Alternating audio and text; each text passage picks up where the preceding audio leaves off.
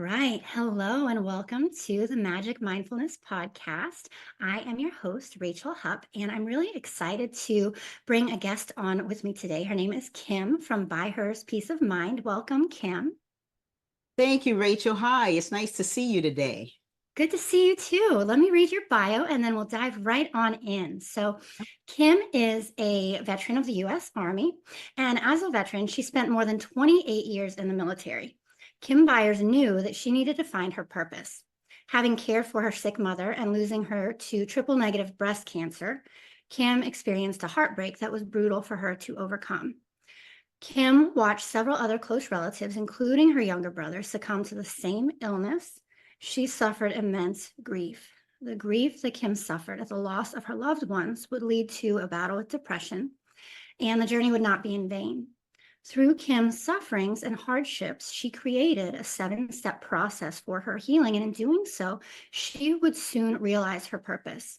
Kim was called to serve women like herself who had experienced similar losses. In her book, Kim shares bits of her experiences and 7 steps with you that she used to regain her peace, hoping that you too can rediscover your own.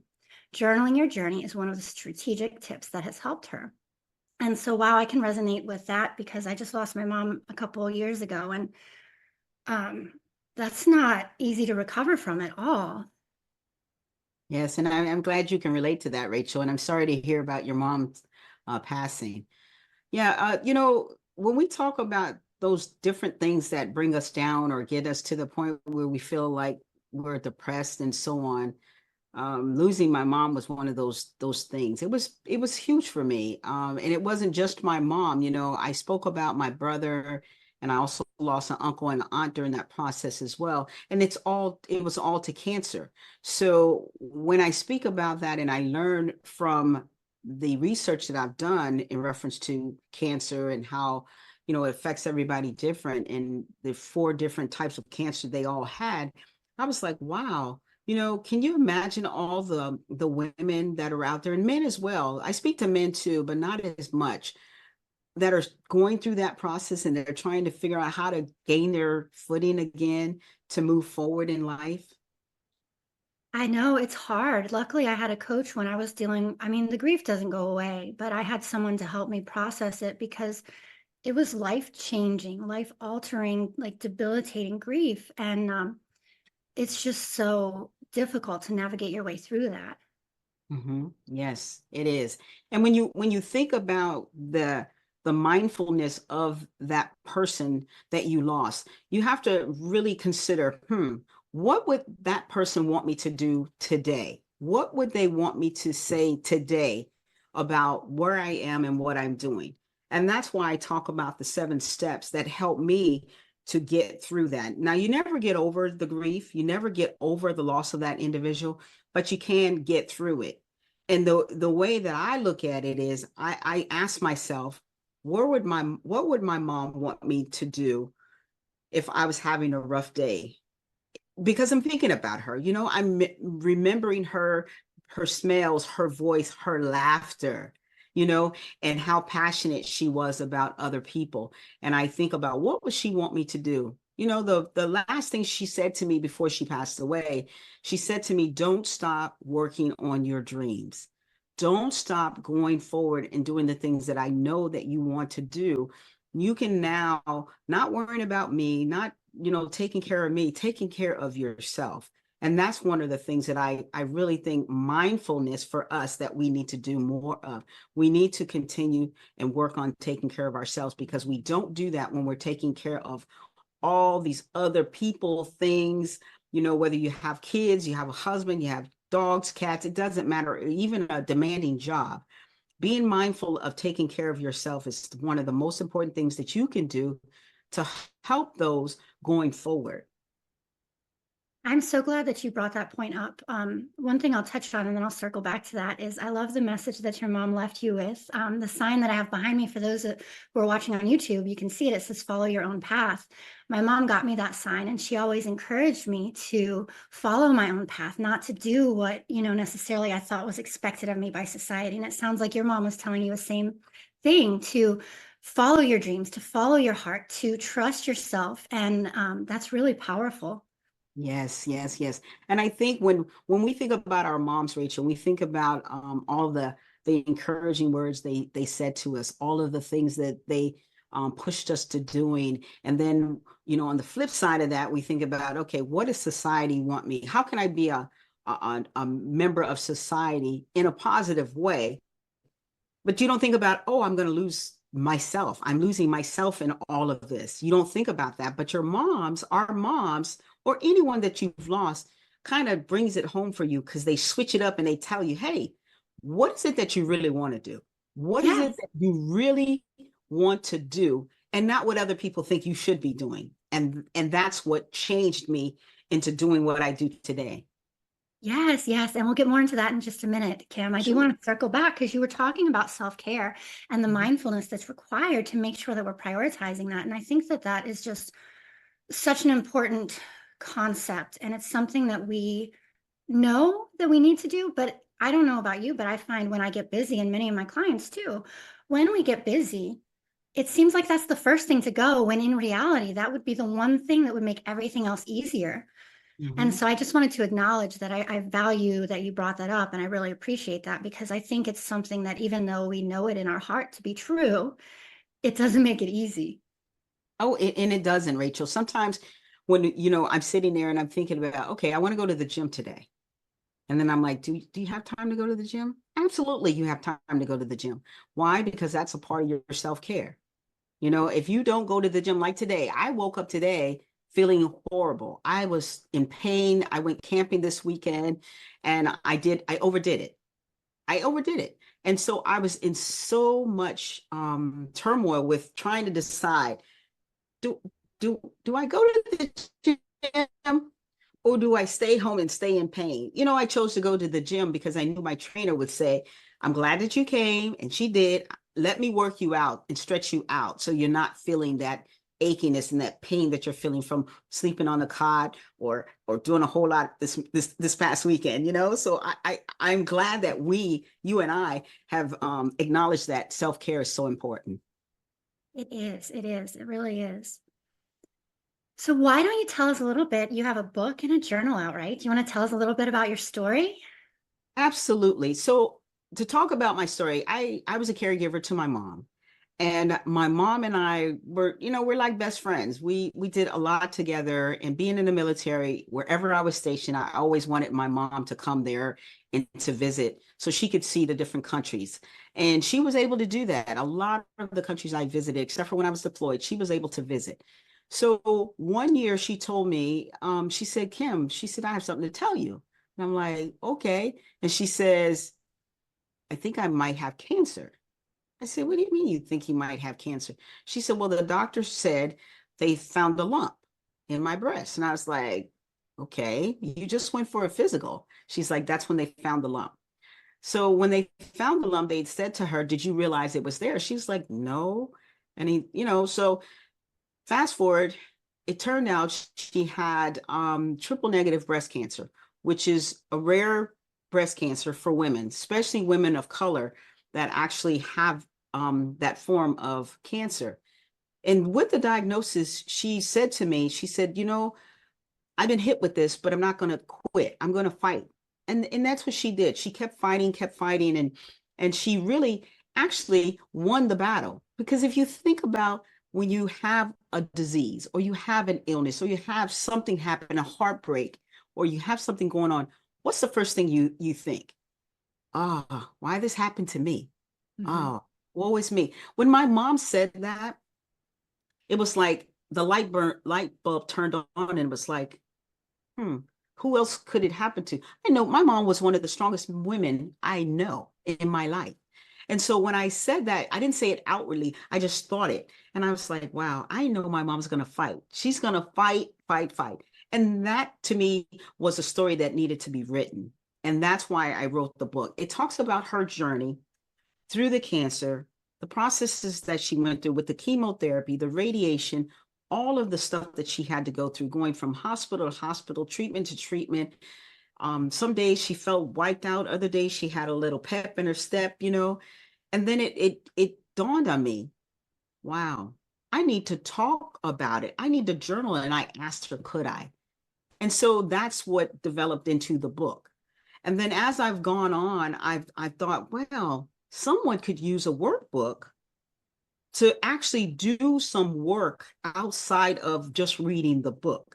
Because we could all do work. We could all do it. But if it's something tangible that you can see and you can go back and read about, that's really important. And that's where the journal comes in. I wrote the journal because I felt like journaling to me has been everything. I've been journaling since I was 12, maybe 11, 12 years old. But I started on a napkin. I started on a napkin. My mom's like, what are you doing? I was like, I'm writing this out on a napkin. She's like, a napkin? And I was like, yes, ma'am, I'm writing my thoughts out. She's like, okay. Next thing I know, she bought me a journal. It was actually a diary, but with a little lock and key on it. I You had one of remember those? those. Yeah. Yeah, so that's what she bought me the first time around. And then after that, she just started giving me journals and journals. And so I have multiple journals that I've written in. So I said, you know what? I should write my own journal. And that's why I did it. I wrote the daily journal inspired by my book and my workbook. That's amazing. And I too have found that journaling has been so transformative because when those thoughts are milling around in my head, it can be hard to make sense of them. But when I can get them out, even if it's just a brain dump, even if I'm just like free writing or whether it's more structured like a journal or a workbook, it's Right. so empowering to get those thoughts out of our mind and onto paper. And it helps us too to kind of notice not only what's going well in our lives, but also, do we have that limiting self-talk? Are we being kind to ourselves? Mhm. It's just so powerful. Yes, it is powerful. And a lot of times when we're going about our day and something bad happens, we start talking negative to ourselves about things. Was it my fault? Did I do that? Did, this or that? And you have to remember everything that you do in life is not always your fault. It's part of the natural design, It's by design that this may have happened to my mom, but at the end of the day, I learned a valuable lesson about life. Don't take it for granted. Don't Yeah. don't make things seem so large and blown out when they really aren't. It's just a little bit of a pea in an ocean full of marbles. Can you find the pea in the ocean of marbles? The ocean of marbles is all the other stuff that goes on behind you.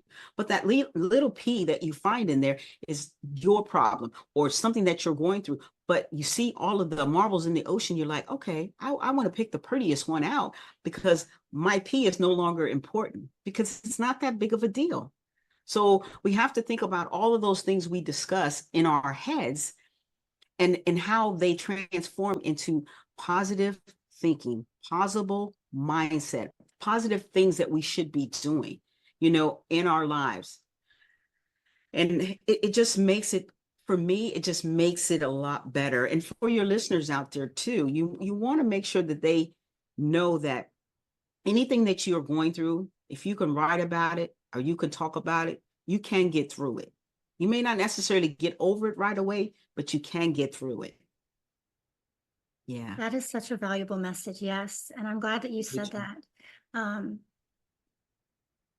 yeah, it's something you learn to carry. It's something that you learn, it becomes a part of who you are. Mm-hmm. And I had a similar experience. My whole entire perspective changed. Like the things that used to stress me out, Mm-hmm. now I'm like, it's not life or death. And with the negative self-talk, I found myself kind of beating myself up a little bit about, oh, did I spend as much time with her as I could have, as I should have, all Mm-hmm. the shoulding and coulding. Did I do everything that I could in my power to help her? And so writing about that, getting those thoughts out and getting it out of my head, out of my heart and onto paper and writing about it and realizing, I did the best I could. I met Yes. myself where I was. I did the best I could. And that was enough for her. That was, all she needed from me. So Yeah.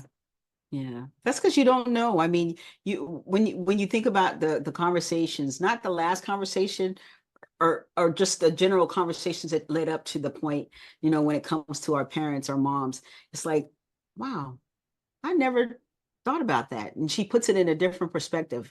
Because I never really saw my mom stress as she got older. And I realized that is part of getting older. When you get older, you stress less You're mindful of your heart and your health, and you're mindful of the other people around you, because everybody is going through something. Everybody's going through something. And you want to be that positive beacon for that individual. You don't want to be that negative Nancy or that souphead Sally that just kind of gives all that negative uh, energy off. You want to make sure that you're the positive beacon for other people.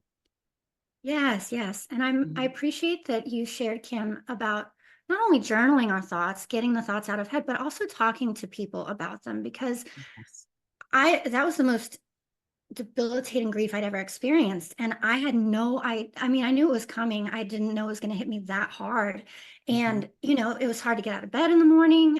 It was hard to feel like you had a purpose moving through the day. And Yes. so talking to people and being open and being, hey, this is really hard. It was really, really powerful and really helpful. And support came, I mean, my community held me up when I couldn't. So, Yes. Yes. Yes. My son is the one that got me moving again. He's the one that came to me and he said to me, Mom, who's going to take care of me? Who's going to take care of me? And, I thought about it. I was like, that was his loss too. I wasn't mindful of that at first, but I quickly became mindful of it when he came to me and said, Mom, who's going to take care of me? I'm like, wow, that hit like a ton of bricks, because it was like you're wallowing in your own sorrow and grief, but you still have a little person at home that you have to take care of. So yeah, yes, it yeah, gives you that purpose, that connection, yes. something to ground you. Yes, it does. So yeah, for your listeners out there that, that are, thinking about all of the things that they go through, especially when it comes to this segment, we want to, I guess for me, I would say to them, please don't stop searching for getting help that you need, especially if you're feeling like you're being put down or beat down just by life itself. And we're here to help them, right? We're here Yes. to help them and lift them and get them to a different stage in their lives so they can feel like they're moving forward and not taking steps backwards. Yeah.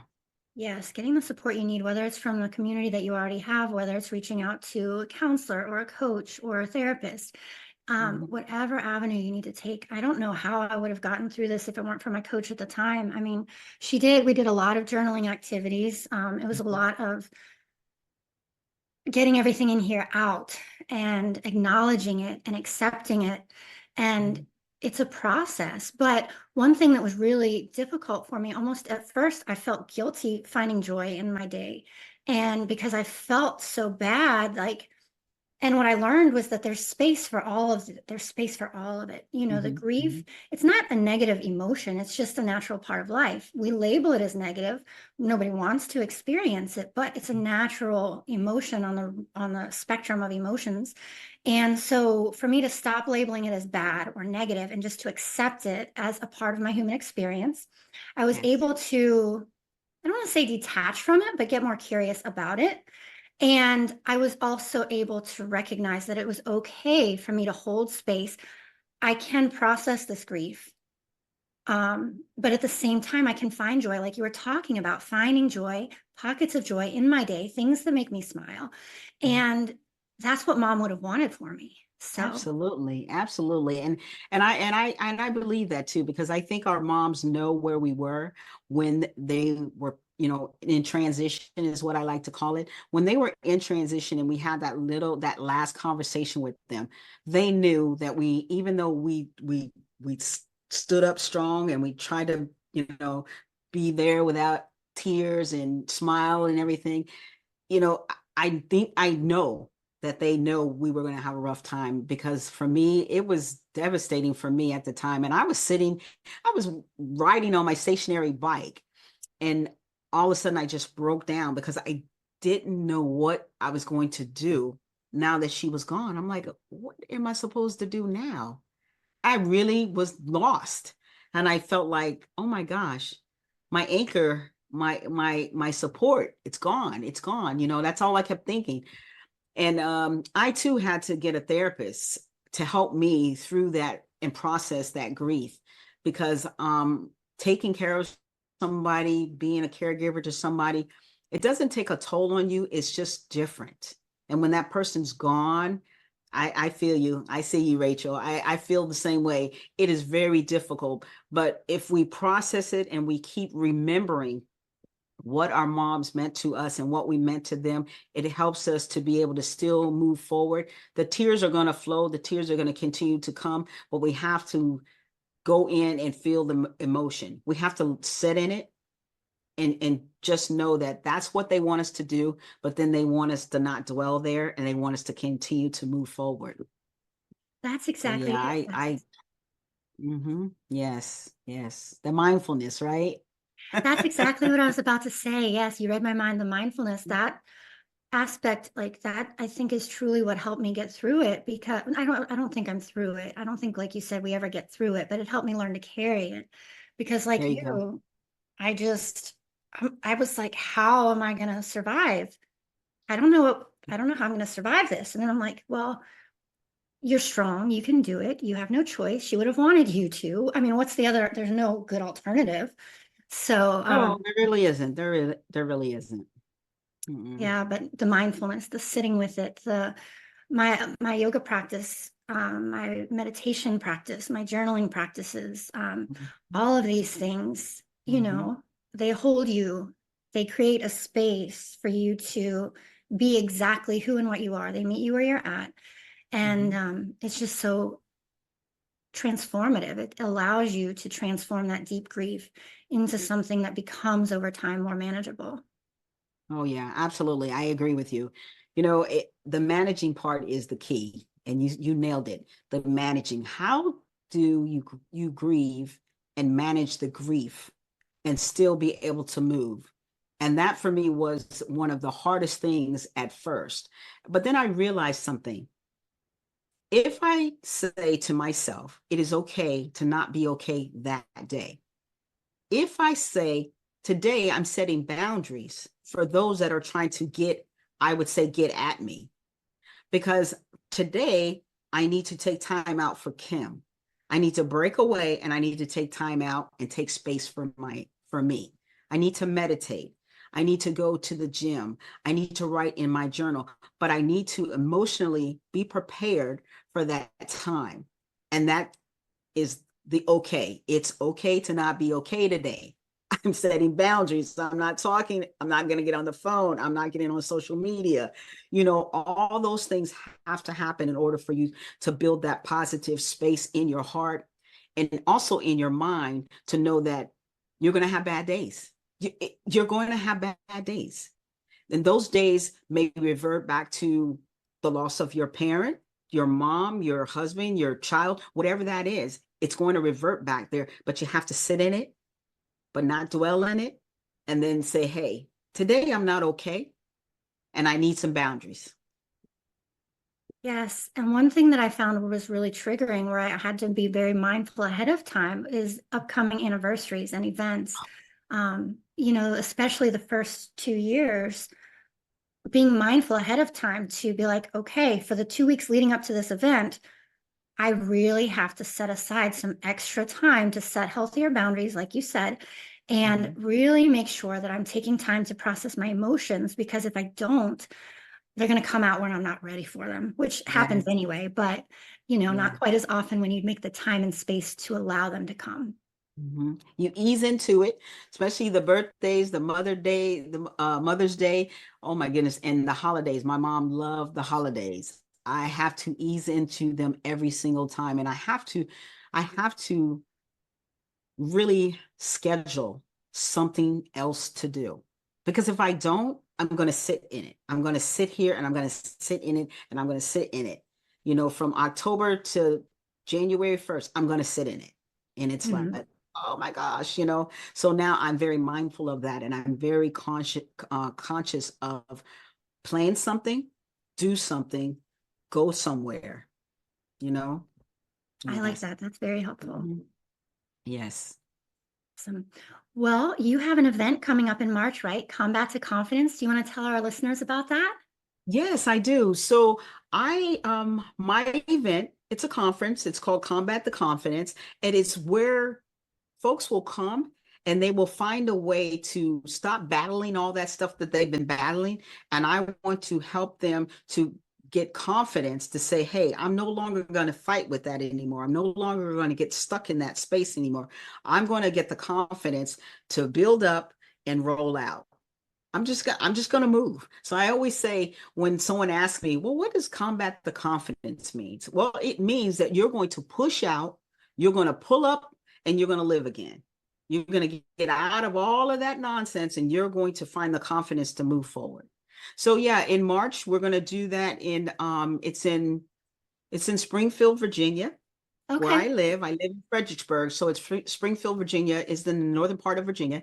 And we're just going to have a bunch of speakers there. We're going to have some fun. We're going to play some games. And I think that your listeners, anyone that's in this area, would definitely benefit from coming. I think they would enjoy it, because we have fun when we have these events, these conferences. We have a lot of fun.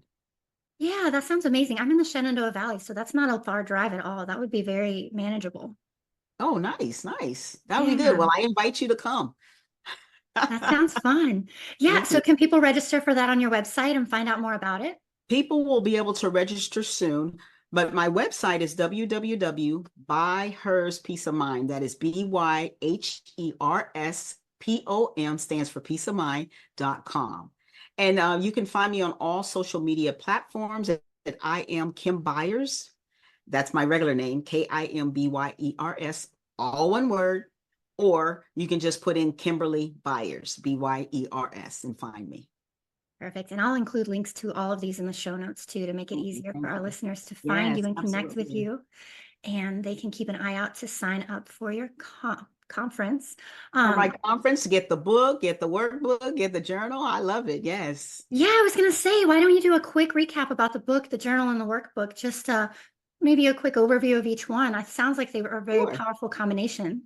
Yes. So if you get the book, you can get the digital copy of the workbook. There's a QR code inside the book. It's called Grief Almost Had Me, Peace Brought Me Out.